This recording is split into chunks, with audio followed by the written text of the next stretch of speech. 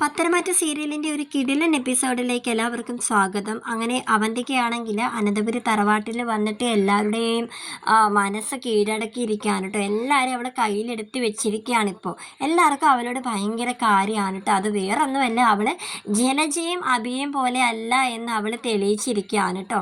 അങ്ങനെ മുത്തശ്ശൻ അവന്തികയോട് പറയാണ്, മോൾ ഉടനെ തന്നെ കമ്പനിയിലോട്ട് വരണമെന്ന് അവന്തികയോട് പറയാണ് കേട്ടോ. ജലജയ്ക്കും പിന്നെ അഭിക്കുമാണ് ആണെങ്കിൽ നമ്മുടെ അവന്തികയുടെ ആ ഒരു മാറ്റം, ഇവളിങ്ങനെയൊന്നും അല്ലായിരുന്നല്ലോ, ഇവളുടെ ഈ ഒരു മാറ്റം കണ്ടിട്ടാണെങ്കിൽ അവർക്ക് ഒട്ടും തന്നെ ഉൾക്കൊള്ളാനായിട്ട് അവർക്ക് അങ്ങനെ പറ്റുന്നില്ല. പക്ഷേ അവന്തിക എങ്ങനെയാണെന്നുള്ള കാര്യം അവൾക്കും അവളുടെ അച്ഛനും മാത്രമേ അറിയത്തുള്ളൂ. കാരണം അതുപോലെ ബ്രെയിൻ വാഷ് ചെയ്തിട്ടാണ് അവന്തിക ആ വീട്ടിലേക്ക് പറഞ്ഞു വിട്ടിരിക്കുന്നത്.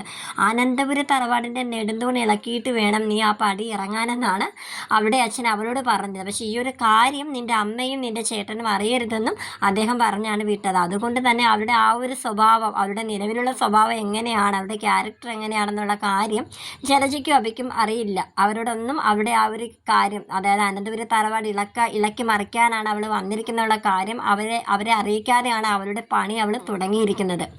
അങ്ങനെ അവൾ കമ്പനിയിലോട്ട് പോവാണ് കേട്ടോ. അവന്തിക അനന്തപുര തറവാടിൻ്റെ ആ ഒരു മൂർത്തീസ് ഗ്രൂപ്പ് ജ്വല്ലറിയുടെ ആ ഒരു കമ്പനിയിലോട്ട് അവൾ പോവുകയാണ്. അങ്ങനെ ആദ്യത്തെ ദിവസം തന്നെ അവൾ അവിടെ ചെന്നിട്ട് ഒരു പുതിയൊരു ഡിസൈൻ അവൾ അവിടെ കാണിച്ചു കൊടുക്കുകയാണ് കേട്ടോ. ആദർശിനെ കാണിച്ചു കൊടുക്കുക. അപ്പോൾ ആദർശ് ഭയങ്കരമായിട്ട് ഇമ്പ്രസ്സായി.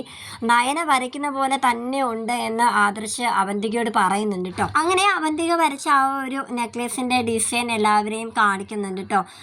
നയനയെ വാട്സപ്പിൽ അയച്ചും കാണിച്ചു കൊടുക്കുന്നുണ്ട്. അപ്പോൾ നയനയാണെങ്കിൽ അത് കണ്ടിട്ട് വളരെയധികം അവൾക്ക് അത് ഇഷ്ടപ്പെട്ടു. എന്നിട്ട് അത് ദേവയാനിയും കാണിക്കുന്നുണ്ട് കേട്ടോ. അപ്പോൾ ദേവയാനിയും പറയുന്നുണ്ട്, അതെ ഇത് മോള് വരയ്ക്കുന്ന പോലെയൊക്കെ തന്നെയുണ്ട്, അവന്തിക മോൾക്കും നല്ല ഒരു കഴിവുണ്ട് ഇതിൽ.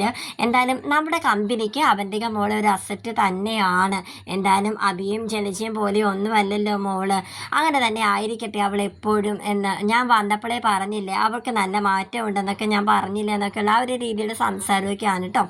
അങ്ങനെ നവ്യ ഇത് അറിയുന്നുണ്ട് കേട്ടോ. അവന്തിക ഇങ്ങനെ ഒരു ഡിസൈൻ വരച്ചുള്ള കാര്യം നവ്യ അറിയുന്നുണ്ട്. അപ്പോൾ നവ്യ അഭിയോട് പറയുന്നുണ്ട്, എന്തിനാണ് അവന്തിക വെറുതെ അവർക്ക് വേണ്ടിയിട്ട് ഇങ്ങനെ അവൾ കിടന്നുകൊണ്ട് അധ്വാനിക്കുന്നത്, എന്തിനാ വന്ന ഉടനെ തന്നെ കമ്പനിയിലോട്ടൊക്കെ എന്തിനാണ് അവൾ പോയത്, അവൾക്ക് വേറെ ജോലിയൊന്നും ഇല്ലേ?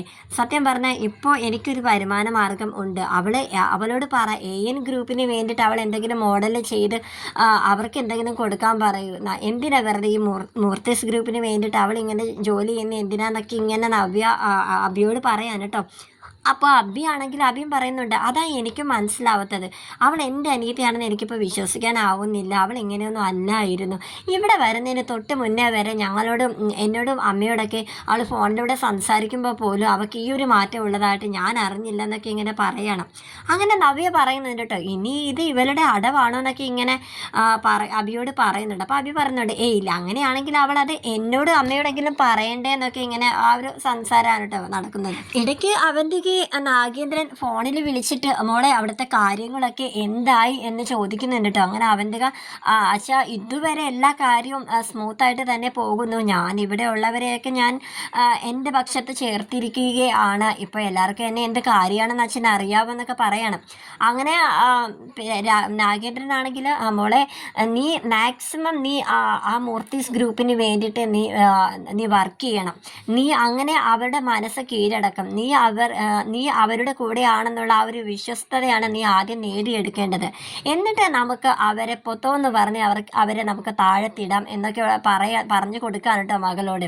എന്നിട്ട് പിന്നെ നിൻ്റെ അമ്മയ്ക്ക് ഇപ്പോൾ നിന്നോട് കുറച്ച് ദേഷ്യത്തിലാക്കി ആയിരിക്കും അല്ലേ, നീ ഇപ്പോൾ അവരുടെ കൂടെ നിൽക്കുന്നത് കൊണ്ടെന്നൊക്കെ ഇങ്ങനെ പറയുന്നുണ്ട്. അപ്പോൾ അവന്തിക, അതേ അമ്മയ്ക്കും ഏട്ടനും എന്നോട് ഇത്തിരി ഇതൊക്കെ ഉണ്ട്, കാരണം ഞാൻ അതുപോലെയാണ് ഇപ്പോൾ അവരോട് പെരുമാറുന്നത്. അമ്മയാണെങ്കിൽ ആദ്യ ദിവസം തന്നെ എന്നോട് അനന്തപുര തറവാട്ടിലെ ഓരോരുത്തരെ കുറിച്ച് കുറ്റം പറയാനൊക്കെ വന്നിരുന്നു. ഞാനാണെങ്കിൽ അതൊന്നും മൈൻഡ് ചെയ്യാത്ത രീതിയിൽ എല്ലാവരോടും സ്നേഹമുള്ള പോലെ, പിന്നെ അമ്മയെ പോലെ എനിക്ക് സ്വർണത്തിനോടും പണത്തിനോടും സ്വത്തിനോടൊന്നും തന്നെ എനിക്ക് താല്പര്യം ഇല്ല എന്നൊക്കെ ഞാൻ അമ്മയോട് പറഞ്ഞിരിക്കുന്നത്. അത് അമ്മ അതൊക്കെ കേട്ടിട്ട് ആകെ വട്ടായിട്ടിരിക്കും എൻ്റെ ഈ ഒരു മാറ്റം കണ്ടിട്ടൊക്കെ.